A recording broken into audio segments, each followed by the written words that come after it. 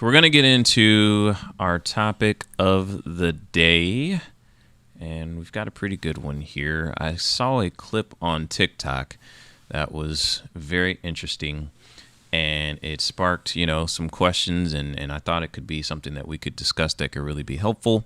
So I'm going to play the clip, and then we're going to talk about it.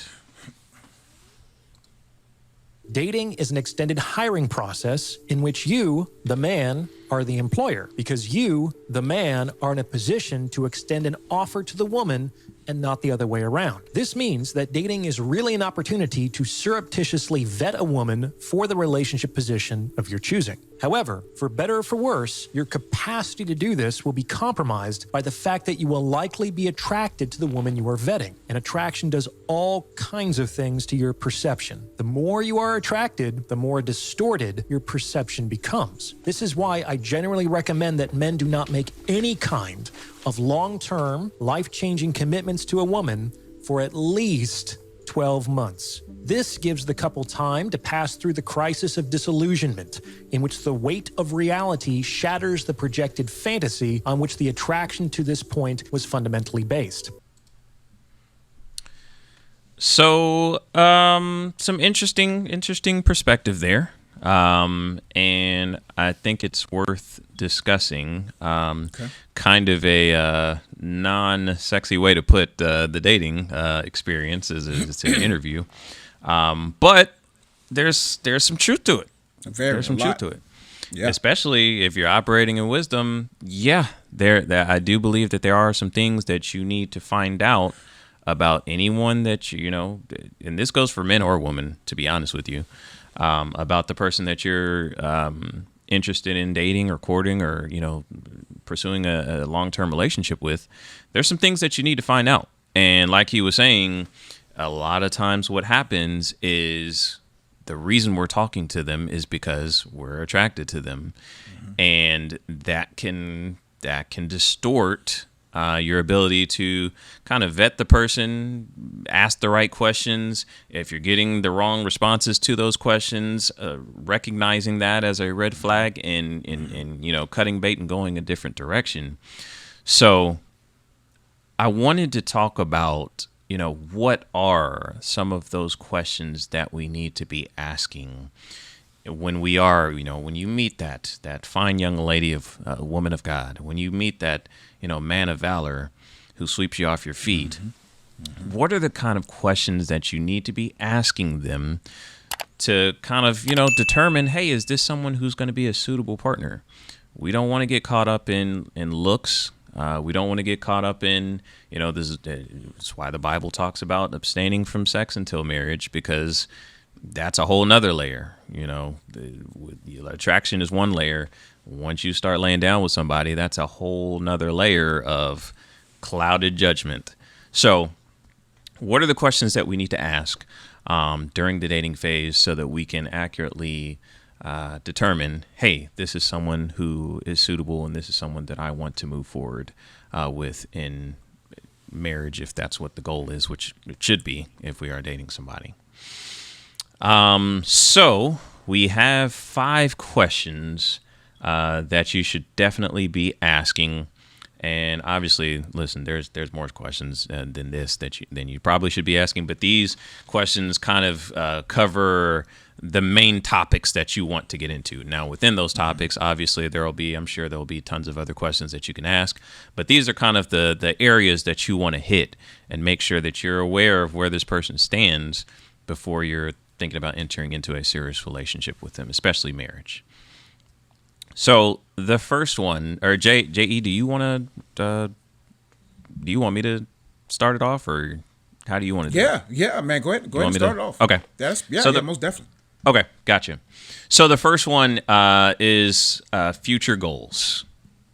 What are some of your long-term goals? What are some dreams that you hope to achieve in the next 5 years?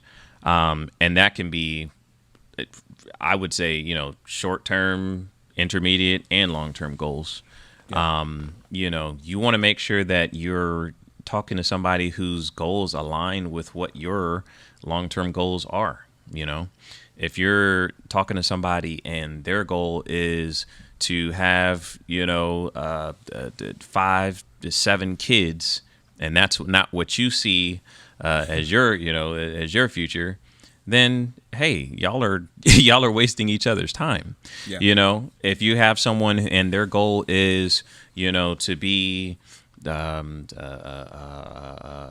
single parent, not a single parent, but a stay-at-home mom, and that's not what you see as what you want your spouse to be. You want to be a power couple. You're looking to be have a power couple. And that's what you see marriage as. Then y'all are not aligning with each other. So it doesn't matter how cute she is. If you get married to her and she says, "Hey, I told you when we were dating, I wanted to be a stay-at-home mom," and now you're feeling some type of way because all the warm and fuzzy of your infatuation with her looks and things like that has faded away. Now you're feeling some type of way. So you have to ask them, what are your future goals? What are you looking to? What do the next 5 years look like? What do the next 10 years look like? What are you looking to accomplish? What's your purpose? Why do you feel like you're here? What do you feel like God's called you to do? You want to go beyond just what their job is. What do they feel like their calling is beyond the job? And that could be, that could be encompassed in the job. Maybe they want to be a doctor and that's what they feel like their calling is. Maybe they feel like, their calling is in ministry, whatever the case may be. But find out what makes them tick, what is their calling, what is their purpose, and make sure that it aligns with what your purpose is. It doesn't have to be, and that doesn't mean their purpose needs to be the exact same thing as what your purpose is. And your calling needs to be the exact same thing as what your calling is. Y'all's callings and purposes and gifts and talents could complement each other. So, but you need to know what they are. You need to know kind of what they're leaning towards as far as what their future goals are before you get into a serious relationship. That's true, man. You gotta ensure and make sure that there is future alignment. Like BD said, man, there's a lot of people who's out of alignment and there's missing assignments. Like every couple was designed to complement each other. And that's why your past, you're supposed to learn from. Your present, you're supposed to maximize so that when you do find somebody that you want to be with, you are whole enough to know what your future is. And that's why I tell people, before you even ask these questions or ask someone these questions, ask yourself these questions. Before you get on that date with somebody, ask yourself, what are your long-term goals? Yeah. It's cool to write down, I want to make sure that you're legitimate long term, but you have no legitimacy in your long term goals. Ask yourself, what do you even know your calling? Have you sent God the voicemail when God's been calling you for the last 10 years? Do you even know exactly what he wants you to do right now? Adam was called to name the animals first. Before God gave Adam an assistant, he gave Adam an assignment. Once Adam finished naming and finishing his assignment, God then gave him an assistant, because it wasn't like God was like, man, my bad, Adam. Man, I forgot about you, my boy. Yeah. No, he said it's no longer good for Adam to be alone anymore. I'm gonna fashion someone suitable for him, because Adam was able to name the animals by himself, but he wasn't able to tend the garden by himself. See, that's why you have to learn your assignment so that you'll know how to articulate what your expectations are, or you will be able to listen through the BS. You'll be able to listen through everything that he or she is saying to make sure, hey, is that even legitimate, or is this something you rehearsed? Right. You would be able to know the tone, the feeling, like when someone talks about their calling, it ain't monotone. Yeah.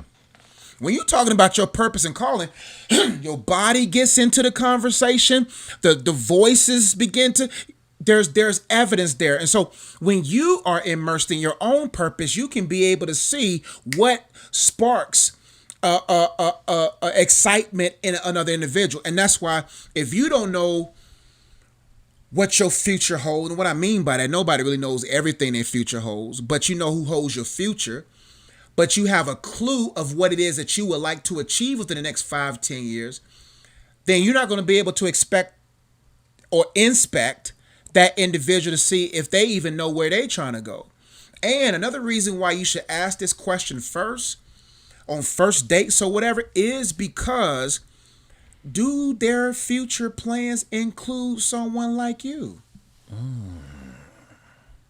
Are they talking a lot about business and ministry and they ain't talking about family? Right. They're not talking about marriage. They're not talking about that kind of stuff. They're just talking about their own exclusive dreams. Are they talking about building with someone, or are they talking about building? You don't want to marry a builder. Cool. It looks great. A man can build and a woman can build, but you want to marry somebody that says, hey, let's build something together. Right. So that's all I have on that first one for right now. But I want to kind of labor a little bit about what the guy said in the video. Okay. So many gems in that video. Yeah. And at first glance, people may be like, all right, man, he don't. No, you need 12 months to vet somebody. Yeah. I tell couples all the time, half of them, more than half don't listen. That's why the relationships go missing, right? But I always tell them, before you even think about getting serious with someone, have you seen them at their highest and have you seen them at their lowest? Yeah. In the first few weeks, you ain't gonna see that. Exactly. You need a good 12 plus months to see, does that person walk in faith when everything seems like it's not working? Does that person stay humble when they've been promoted at their highest? People wait till marriage to find out who they married. Oh, now you know who you married? Now you thought this person talked about God in church all their life, but as soon as you go through a trial and tribulation, they don't know nothing. Right. So you got to begin to say, okay, man, honestly, none of us are good at interviewing. We should not interview anyone. The Holy Spirit should be the interviewer because he has to interview. Yeah. He should be the interviewer because he has the interview. He's able to look inside a person. And how many of us been guilty? I have. When I was trying to date somebody and court somebody or whatever, and the attraction got me, and the Holy Spirit was like, no. And I was like, what? I thought you said go.